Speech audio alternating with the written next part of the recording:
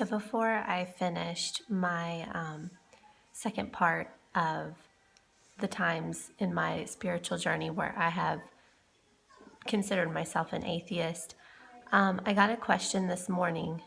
I believe his name was Voltec.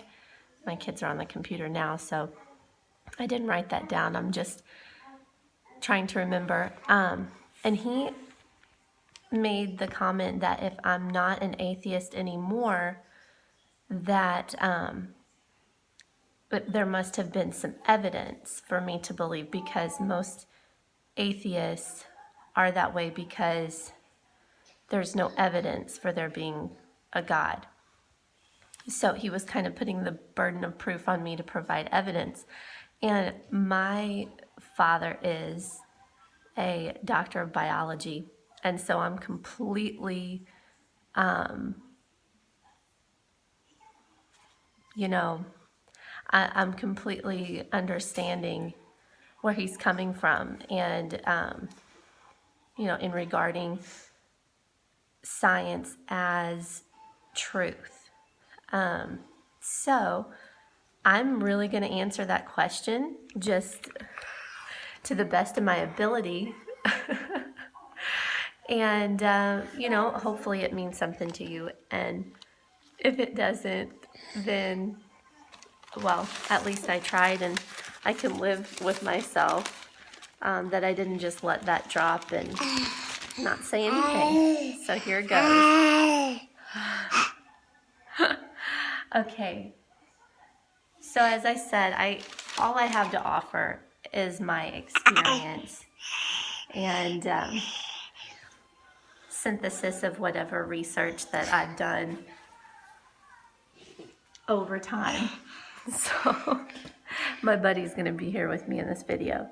So it may or may not be enough to cause belief to stir in your heart. I realize that some atheists, maybe even most, may think it foolish to be a person of faith.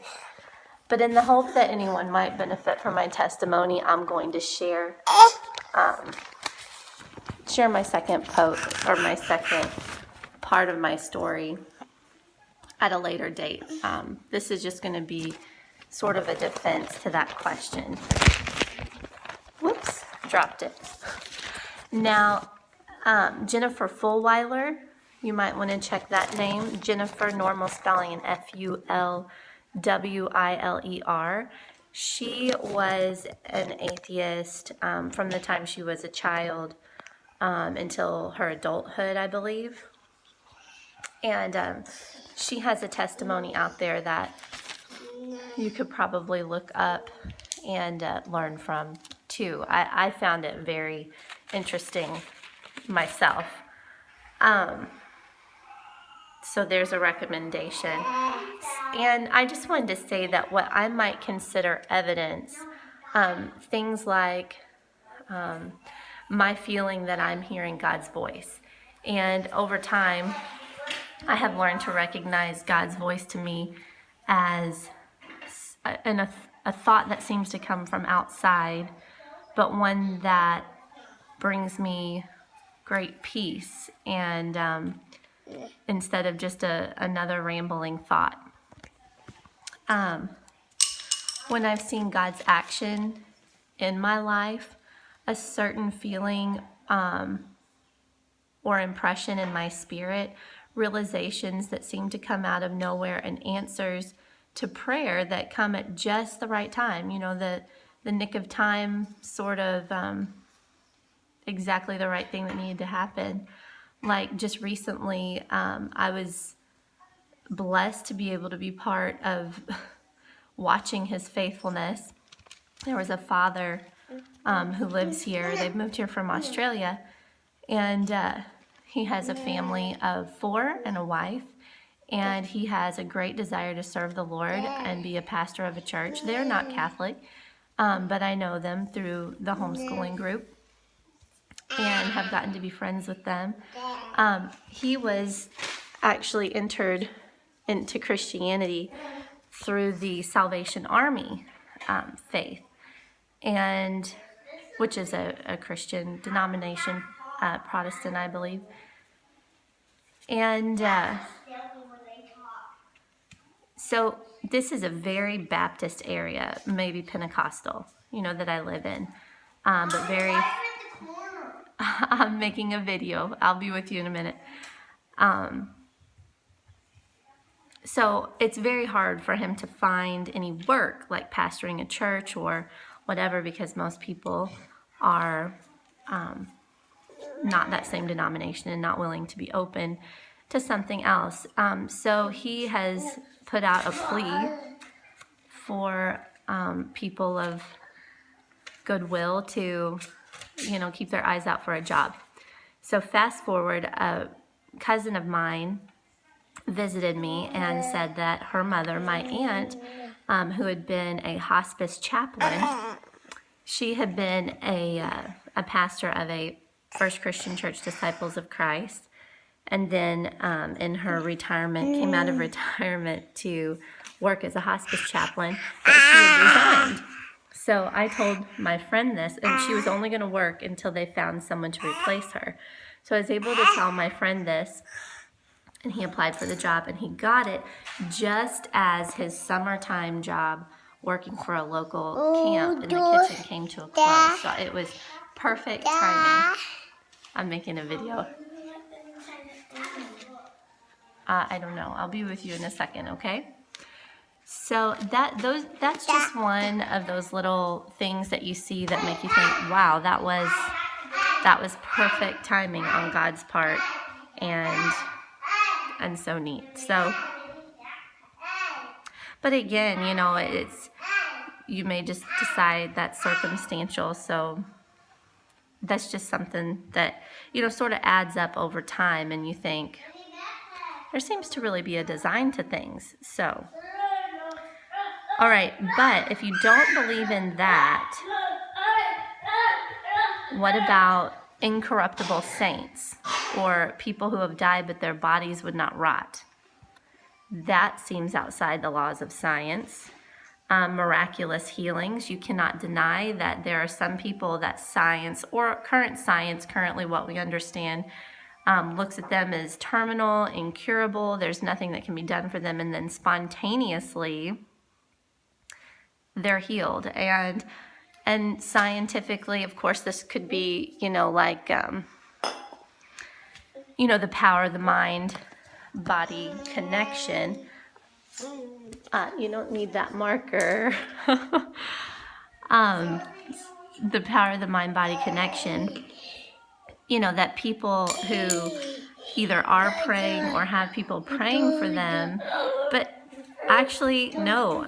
What I read, it is not the mind-body connection. They left that out, because even in the case where a person does not know that they're being prayed for, they are more likely to heal and to be okay than people who have no one praying for them. So that's hard to explain. So there you go. And then the miracle at Lourdes, that was witnessed by, and I'm sorry I didn't look this up before, but it was witnessed by, I believe, thousands of people, maybe even tens of thousands of people. But they came to where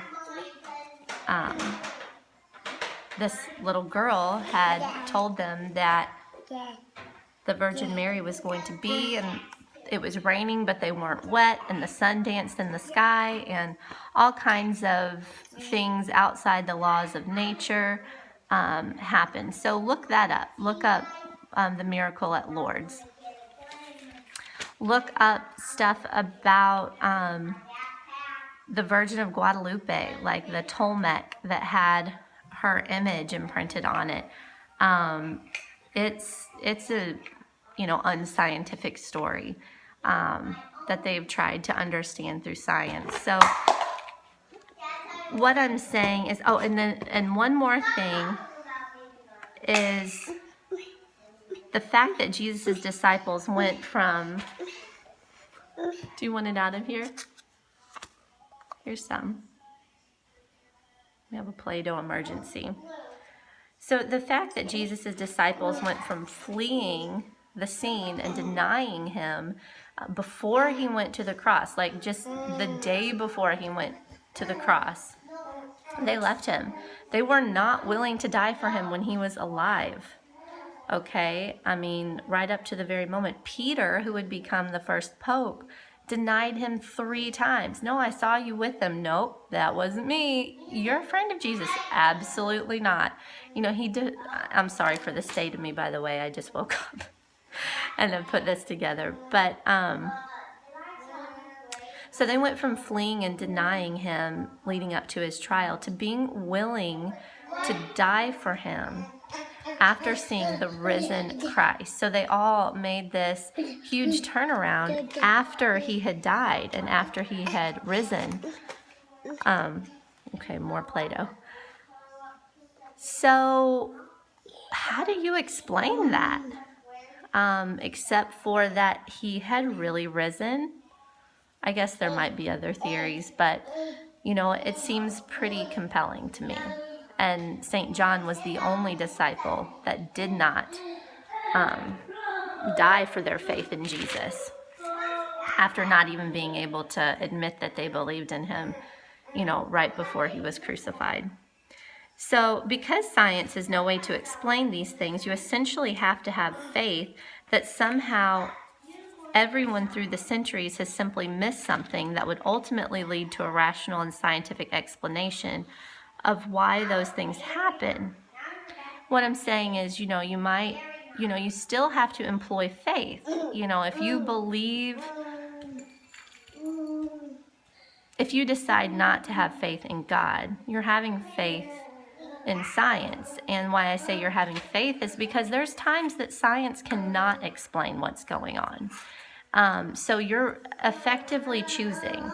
And I know that this world, which is driven by a spirit of socialism to benefit those at the top, they do not want you to believe.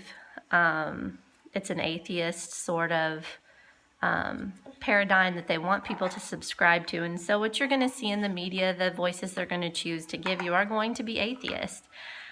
So it's much easier right now in this world to be atheist. But I just want to point out to you that you're still having faith because science does not explain everything. And you can choose to have faith in science or you can choose to have faith in God, a creator. And what I was going to say is, you know, a thought you might have is that the creator of all the rules of science, who has the power to suspend the rules of nature and choose to do so in order that atheists could be freed from their disbelief. That's just a thought. So I'm going to leave you with that, and I hope that I did that in a way that is respectful of where you are right now. So I wish you goodwill, and that's going to be all, and I am going to try to follow up with the second part of my testimony to the time I was atheist and kind of what freed me from that. So I'll see you back here if you're interested. Bye.